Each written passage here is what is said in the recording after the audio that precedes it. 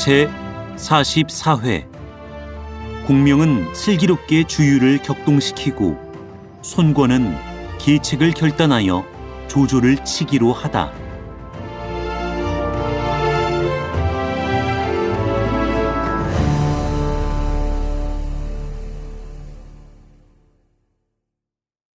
이때 오 국태부인은 손권이 그처럼 주저해 좀처럼 결단을 내리지 못하고 있는 모습을 보고 일깨워준다. 내 언니가 돌아가실 때 하신 말씀이 있지 않느냐. 백부가 임종씨에 이르기를 나라 안 일에 결단하지 못할 것이 있거든 장소에게 물어보고 바깥 일에 결단하지 못할 것이 있거든 주유에게 물어보라라고 했느니라. 그런데 어찌해 공군을 불러 물어보려고 아니하느냐. 손권은 그 말을 듣고 크게 기뻐하며 즉시 파양호로 사자를 보내서 주유를 청해 이를 의논하려고 했는데 이보다 앞서 주유는 파양호에서 수군을 훈련시키고 있다가 조조의 대군이 한수 일대에 이르렀다는 말을 듣고 즉시 군기 대사를 의논하려고 밤도와 시상군으로 돌아온 까닭에 손권의 사자가 떠나기 전에 주유 편에서 먼저 왔다. 노숙이 주유와 가장 가까운 사이라 남보다 먼저 와서 만나보고 그동안의 경과를 자세히 이야기했다.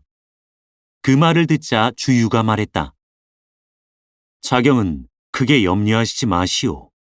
내게 주장하는 바가 있으니 자경은 어서 공명이나 청해 서로 만나보게 해주시오. 노숙은 곧 말을 타고 갔다.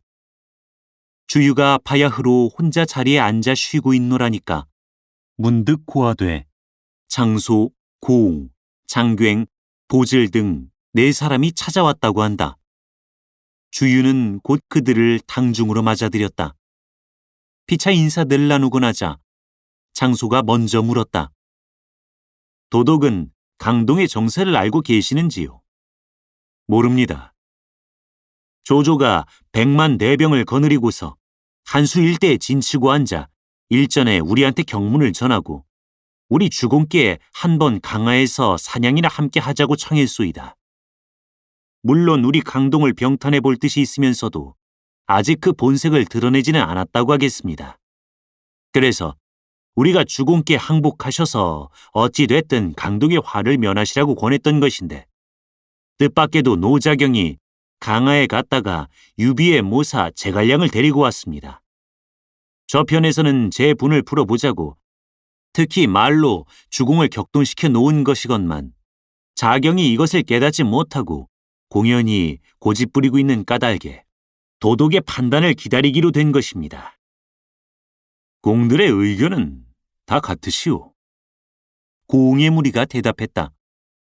서로 의논해 보았는데 다 같습니다. 나 역시 항복하려고 생각한 지가 오래입니다. 그럼 공들은 그만 돌아들 가시지요. 내일 아침에 주공을 뵙고 의논을 정하기로 합시다. 장소 등은 하직을 고하고 돌아갔다. 조금 지나 또 고하는데 이번에는 정보와 황계, 한당 등 장수들이 만나러 왔다고 한다. 주유가 그들을 안으로 맞아들여 각기 안부를 묻고 나자 정보가 물었다. 도독은 우리 강동에 머지않아서 남의 수중으로 들어가게 된다는 것을 알고 계십니까?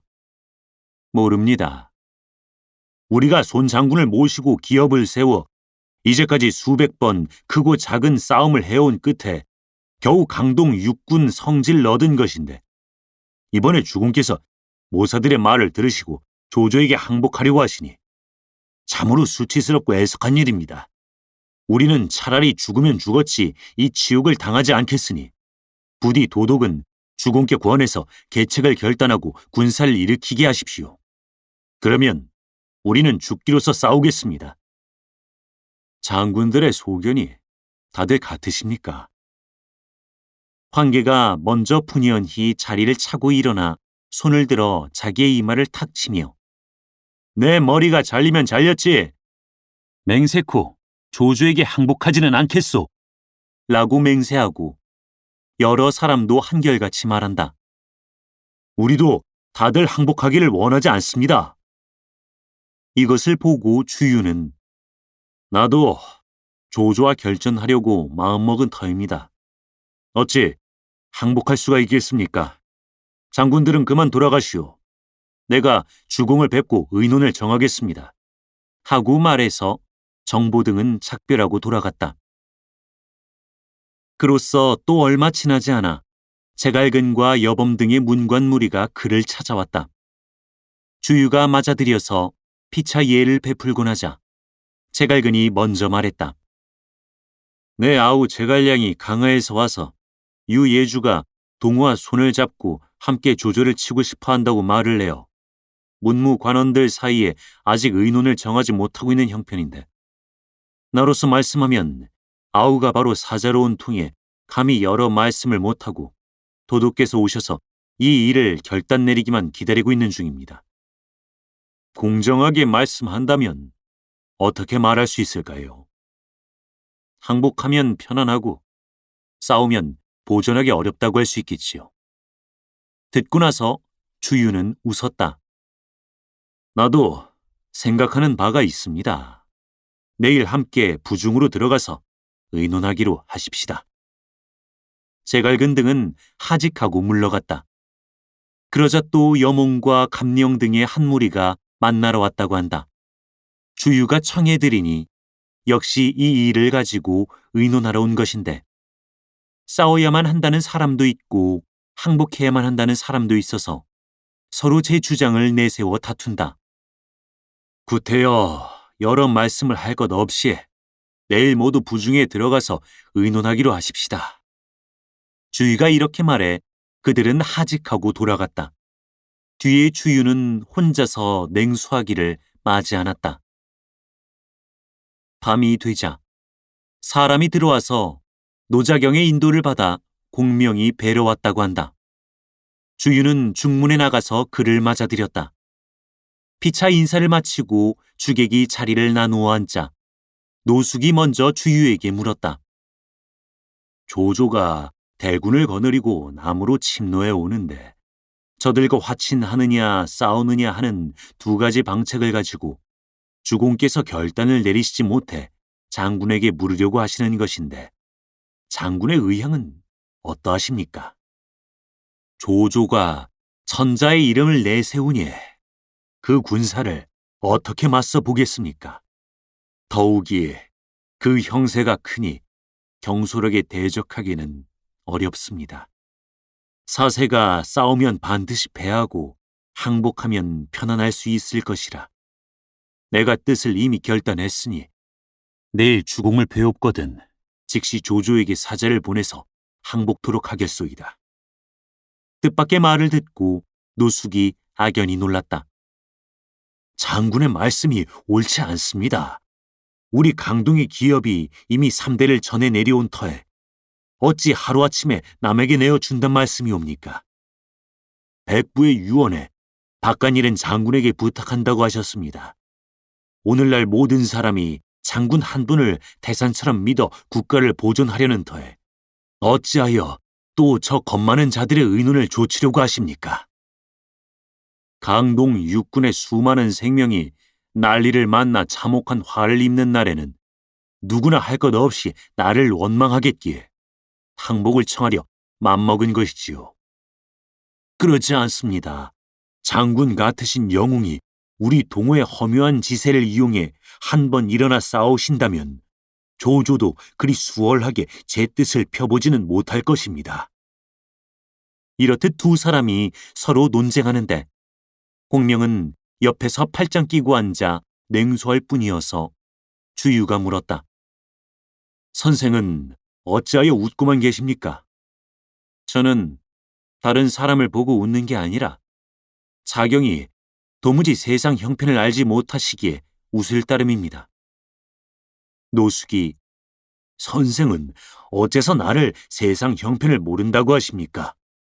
하고 묻자 공명은 조조에게 항복하자는 공근의 주장은 심히 도리에 맞는 일입니다. 라고 답했다. 이에 주유가 공명은 천하의 대세를 잘 아는 분이라 필시 나와 생각이 같으실 것입니다. 라고 말했다. 노숙은 다시 공명에게 물었다. 어찌하여 공명도 그처럼 말씀하시나요? 조조는 군사를 아주 잘 쓰는지라 천하에 감히 대적할 자가 없습니다. 전에 다만 여포, 원소, 원술, 유표 등이 그와 겨루어 봤던 것인데 이제 몇 사람이 모두 조조에게 멸망당하고 다시는 천하에 사람이 없습니다.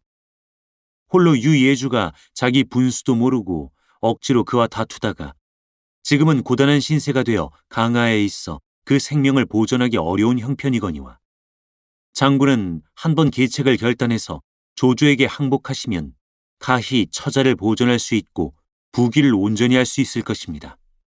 그까진 나라의 운수가 변하는 것이며 다 천명에 맡길 일이니 뭐 애석할 일이겠습니까? 노숙은 마침내 발끈 노했다. 그대는 우리 주공이 국적에게 무릎 꿇고 욕보시라는 말인가? 실은 이 사람에게 계책이 하나 있소이다. 수고스럽게 양을 끌고 가고 술을 지고 가며 땅과 인수를 바칠 것도 없는 일이요. 또한 친히 강을 건너실 것도 없이 다만 사자 한 명을 시켜서 이력 편주에 사람 둘만 실어 강상으로 떠나보내면 그만인 일입니다. 만일에 조조가 이 두 사람만 얻는 날에는 수하의 100만 대병이 모두 갑옷을 벗고 길을 말아 그대로 물러갈 것입니다. 주유가 대체 어떤 사람 둘을 쓰면 조조의 군사를 물리칠 수 있단 말씀입니까? 하고 묻자 공명은 강동에서 이 두 사람을 보내는 것은 마치 아름드리 나무에서 잎새 하나를 따고 큰 곳간에서 좁쌀 하나를 덜어내는 것과 같을 뿐이지만 조조는 이 사람들만 얻고 보면 크게 기뻐서 돌아갈 것입니다. 라고 답했다. 과연 어떤 사람 둘을 쓴다는 말씀이옵니까? 제가 융중에 있을 때 들으니 조조가 장하 강변에 동작대라는 호화로운 대를 지어놓고 천하의 미녀들을 널리 뽑아서 그 안에 두었다고 합니다. 조조는 본래 색을 좋아하는 자라 강동의 교공이란 이가 자매를 두었는데 큰딸 대교와 작은딸 소교가 모두 경국지색이라는 말을 듣고 일찍이 맹세하기를 내 한 가지 소원은 천하를 소탕해 제업을 이루는 것이요. 또 한 가지 소원은 강동의 이교를 얻어서 동작대에 두고 만년을 즐기는 것이니 이 원만 푼다면 비록 죽는데도 한이 없으리라 했다 하니 이제 제가 비록 100만 대병을 거느리고 와서 강남을 범처럼 넘겨다보고 있지만 실상은 이 두 여인을 얻기 위함이지요. 장군은 곧 교공을 찾아보시고 천금으로 두 여인을 사서 조조에게 보내십시오. 조조가 이 두 여인만 얻고 보면 더없이 흐뭇해서 회군할 것입니다. 이는 법녀가 서실을 바치던 계책인데 왜 빨리 행하지 않으십니까? 조조가 이교를 얻고 싶어하는 것을 대체 무엇으로 합니까? 조조의 어린 아들 조식의 자는 자건으로서 실로 천하의 문장인데 조조가 일찍이 그에게 명해서 부를 하나 짓게 하니 제목은 동작대부라. 이 글의 뜻으로 말하면 곧 자기 집안이 천자 되기에 합당하다는 것과 맹색 후 이교를 취하고야 말리라는 뜻이옵니다. 그 부를 공은 기억하고 계십니까? 내가 그 글이 아름다운 것을 사랑해서 일찍이 외워뒀습니다. 그럼 어디 한번 외워보시지요. 공명이 즉시 동작대부를 외우니 내용은 이러하다. 영명하신 님 모시고 대에 올라 즐겁구나. 활짝 열린 태불 앞에 두고 성덕의 경영을 보노라. 높고 높은 전각을 세워 쌍궐은 푸른 하늘에 덩그렇고 중천에 우뚝 솟아 비각은 서성의 연이었네. 장하에 물 흘러 흐르는데 벌판엔 백거원이 펼쳐졌구나. 좌우에 세운 한 쌍 누대 옥룡과 금봉이라. 이교를 동남에 놓고 조석으로 즐겨보자. 황도의 장려함 구름밖에 아득한데 기쁘게도 천하 인재 모였으니 장상 제목 없을 소냐. 봄바람은 하늘하늘, 무새들은 지저귀네. 하늘의 크신 조화, 가운이 크게 트이옵소서. 천하의 인화편이, 만백성이 귀순하네. 환과 문의 폐업들도 성명에는 못 피하리. 아름다워라 아름다워라. 혜택이 멀리도 미치셨네. 황가를 보호하여 천하가 편안하고 천지처럼 법도 있고 1월처럼 빛나시며 그지없이 존귀하고 길이 수를 누리소서. 용기를 휘날리며 난갓하고 논이 실제. 인화는 사에 덮이고 백성은 태평을 즐기니 누대어 만년토록 그 낙이 무궁하랴. 듣고 나자 주유는 노발대발하여 자리에서 벌떡 일어나 손을 들어 북쪽을 가리키며 꾸짖었다. 늙은 도종놈이 나를 너무나 업신여기는구나. 공명이 급히 일어나서 그를 만류했다. 옛적에 선우가 자주 경계를 침노하매 한 천자께서 공주를 내주시고 화친하신 일까지 있는데 어찌하여 민간의 두 여인을 아끼십니까? 그것은 공이 모르고 하시는 말씀입니다. 대교로 말씀하면 바로 손백부 장군의 부인이시고 소교는 곧 내 아내입니다. 공명은 짐짓 황공이하는 모양을 지으며 사죄했다. 제가 실상 알지 못하고 말씀을 함부로 드렸으니 이런 송구할 데가 없습니다. 저 늙은 도적놈과는 내 맹세코 양립할 수 없습니다. 일이란 모름지기 3번 생각해보고 해야만 후회를 안 하게 되는 법입니다. 내가 손백부 장군의 부탁을 받아온 터에 어찌 몸을 굽혀서 조조에게 항복할 까닭이 있으리까? 내가 아까 한 말은 짐짓 농으로 드린 말씀입니다.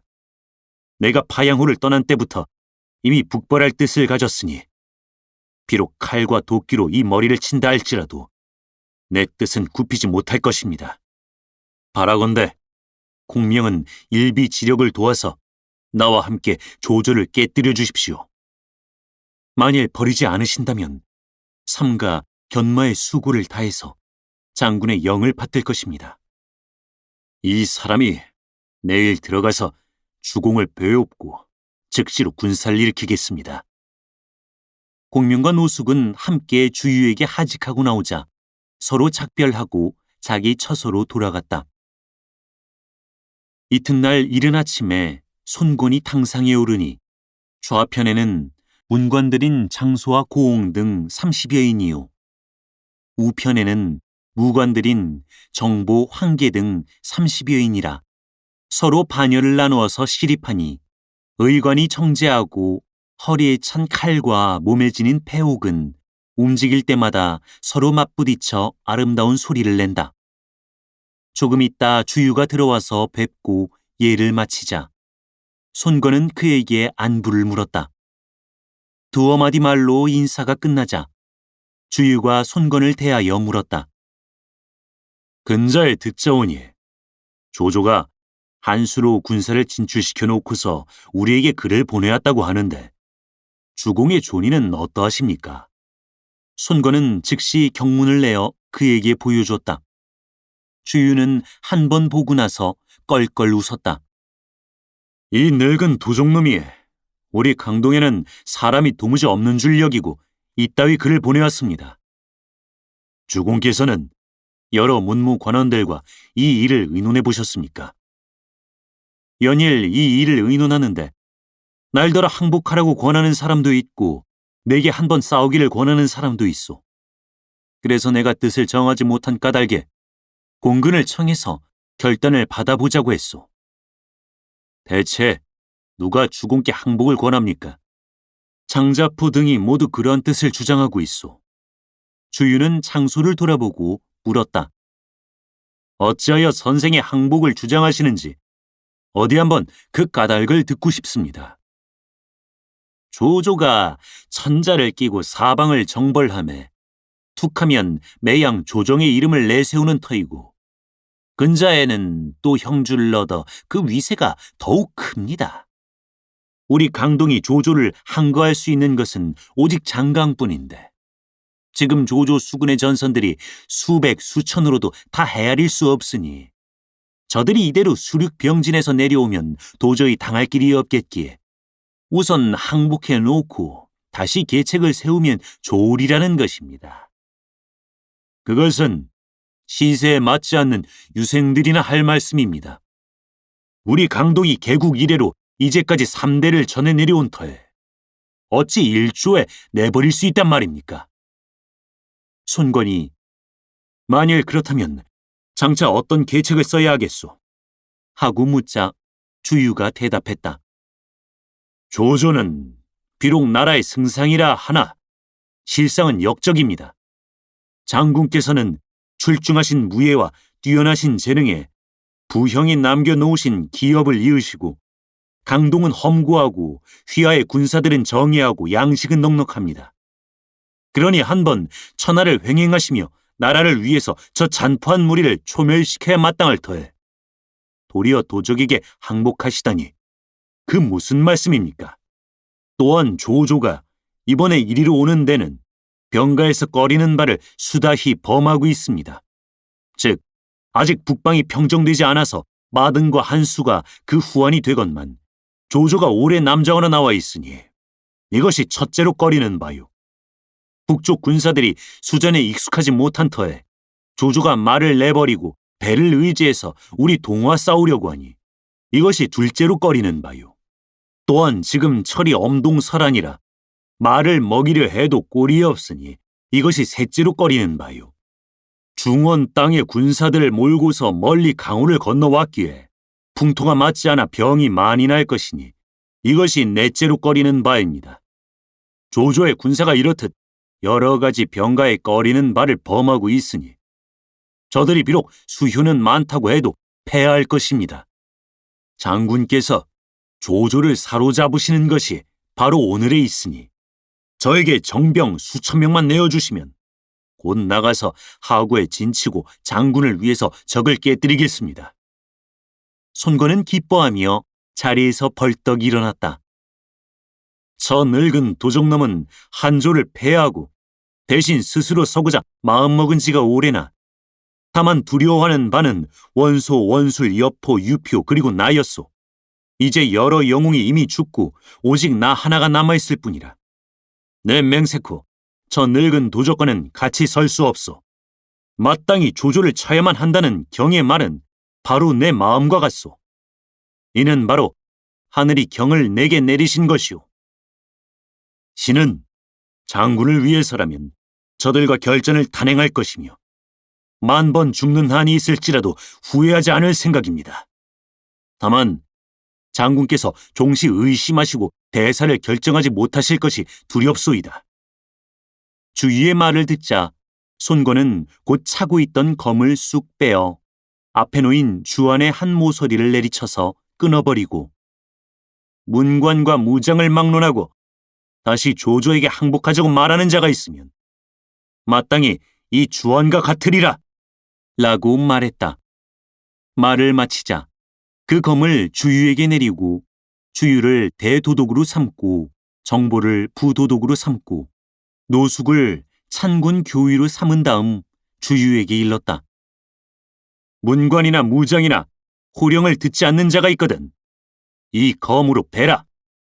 주유는 검을 받고 나서 여러 사람을 향해 내 이제 주공의 명을 받들어 여러 사람을 거느리고 나가서 조조를 치려 하니 모든 장수와 관리들은 내일 다 함께 강변 행영에 와서 영을 듣도록 하라. 만일에 시각을 어기는 자가 있으면 7금령 54참을 시행하리라. 하고 말을 마치자 손권에게 하직을 고하고 몸을 일으켜 부중에서 나오니 문무 관원들은 각기 말없이 흩어졌다. 주유는 관역으로 돌아오자 그 길로 군사를 의논하려고 사람을 보내서 공명을 청했다. 공명이 이르자 주유가 말했다. 오늘 부중에서 의논을 정했으니 바라건대 선생은 조조를 깨뜨릴 좋은 계책을 말씀해 주십시오. 손장군이 아직도 마음의 결단을 못 내리시니 계책을 정할 수가 없습니다. 어찌하여 손장군께서 결단을 못했다고 말씀하십니까? 손장군은 조조의 군사가 많은 것을 종시 겁내시어 적은 병력으로 대적해낼 수 없으리라고 생각하고 계십니다. 한번 장군께서 군사의 수효를 풀어서 그의 의심을 없애시오. 그런 다음에야 대사를 결단할 수 있겠습니다. 선생의 말씀이 심히 옳습니다. 주유는 다시 들어가서 손권을 보았다.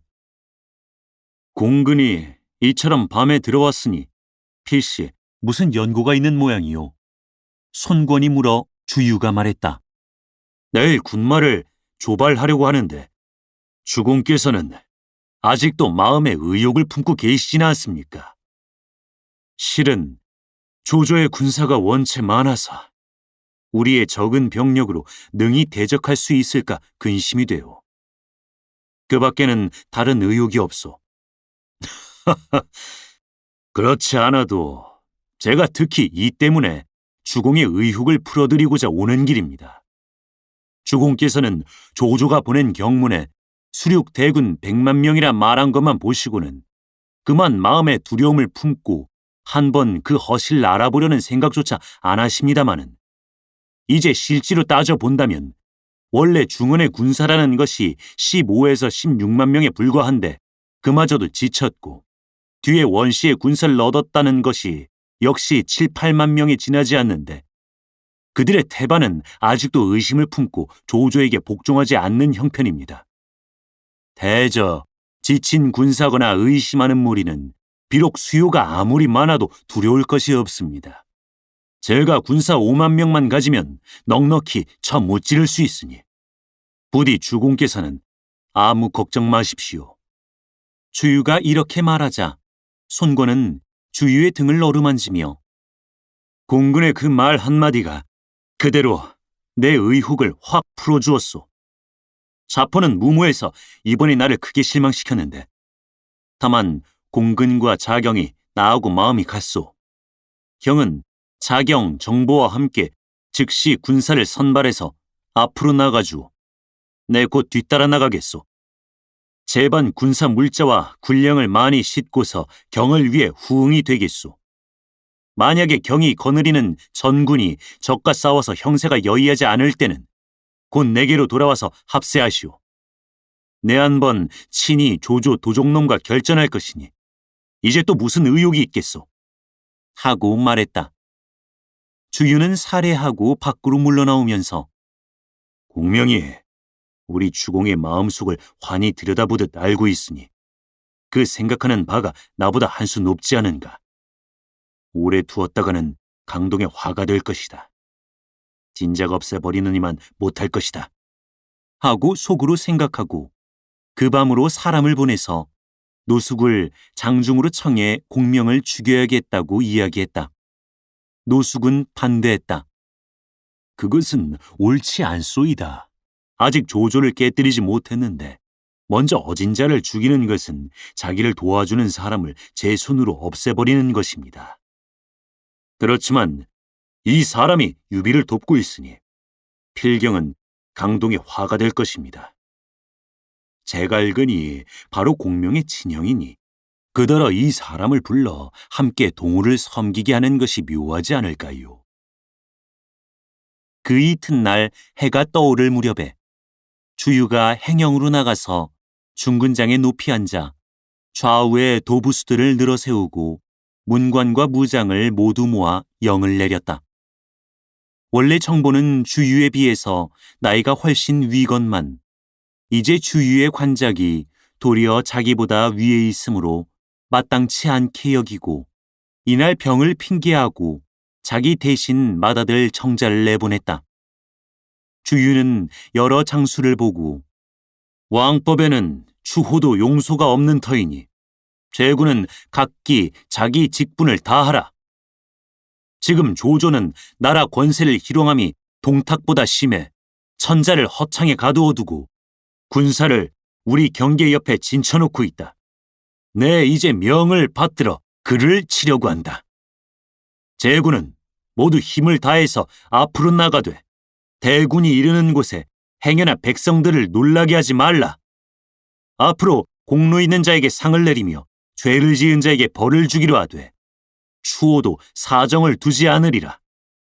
하고 영을 다 내리고 나자 곧 한당과 황계를 선봉으로 삼아서 본부 전선을 거느리고 즉일 출발하게 하되 삼강구로 나아가 하체한 뒤 따로 장령을 기다리게 하고 장흠과 주태를 제2대로 삼으며 능통과 반장을 제3대, 태사자와 여몽을 제4대, 육손과 동습을 제5대, 여범과 주치를 사방순 경사로 삼고 육군의 모든 군사를 재촉해서 수륙 병진하여 정한 기일에 일제히 다 모이게 했다. 군사 조발이 끝나자 모든 장수가 각자 선척과 군기들을 수습해 떠나는데 정자가 돌아가서 재붙인 정보를 보고서 주유가 군사 조발하는 것이 법도가 있더라고 말하자 정보는 크게 놀라 나는 본래 주랑에 유약한 것을 마음에 업신여겨 장수 제목이 못 된다고 했었는데 이제 그처럼 능하다고 하니 그야말로 대장의 제목이로구나.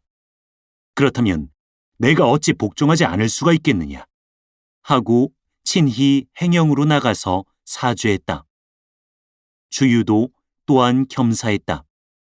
그 이튿날 주유는 제갈근을 청해 당부했다.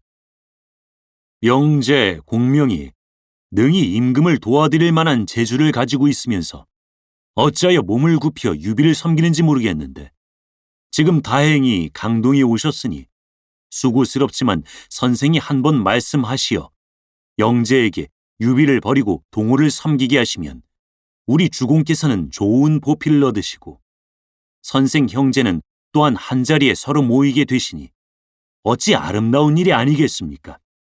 부디 선생은 한번 다녀오시지요.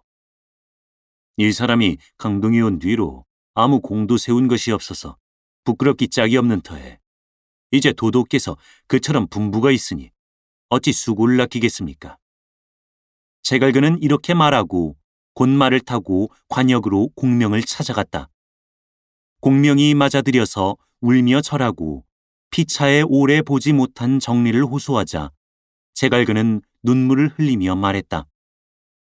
너는 백이와 숙제를 아느냐? 공명은 속으로 이건 주랑이 형님을 시켜서 나를 달래려 오신 것이구나 라고 생각하며 백이와 숙제야 옛날 성현이시죠 하고 대답했다. 백이 숙제가 비록 수양산 아래서 굶어 죽었으나 형제가 그래도 한 곳에 있었는데 너와 나는 한 어머님 젖을 먹고 자랐지만 각기 다른 주인을 섬기고 있어서 조석으로 한자리에 모이지 못하니 백이 숙제 보기에 어찌 부끄럽지 않단 말이냐. 형님께서 말씀하시는 바는 정의요. 제가 지키는 바는 의리입니다. 저나 형님이나 다 같은 한조 사람이고 유황숙으로 말씀하면 한실 종친이십니다. 만일에 형님께서 동우를 떠나셔서 저와 함께 황숙을 섬기신다면 위로는 한실 신하 되기에 부끄러울 것이 없고 아래로는 또한 형제가 함께 모일 수 있으니 이는 바로 정의와 의리를 다 온전하게 할 계책입니다. 형님 의향은 어떠하십니까? 제갈근은 속으로 내가 공명을 달래보려고 왔는데 도리어 제 편에서 나를 달래는 것이 아닌가 생각하고 마침내 대답할 말이 없어서 그대로 일어나 작별하고 돌아가서 주유를 보고 공명이 하던 말을 자세히 이야기했다. 주유가 듣고 나서 물었다. 공의 뜻은 어떠하십니까? 내가 손장군의 두터운 은혜를 입고 있는 터에 어찌 저버릴 수가 있겠습니까? 공이 이미 충성으로 주공을 섬기셨으니 구태여 여러 말씀할 것이 없습니다. 공명에게 항복받을 계책이 내게 또 있습니다. 슬기와 슬기는 만나면 합하고 제주와 제주는 다투면 상극이라. 필경, 주유는 어떠한 계책으로 공명에게 항복받으려 하는고. 다음 회를 보라. 사단법인 올제 제작, 낭독 공준호, 번역 연변인민출판 삼국지 번역팀.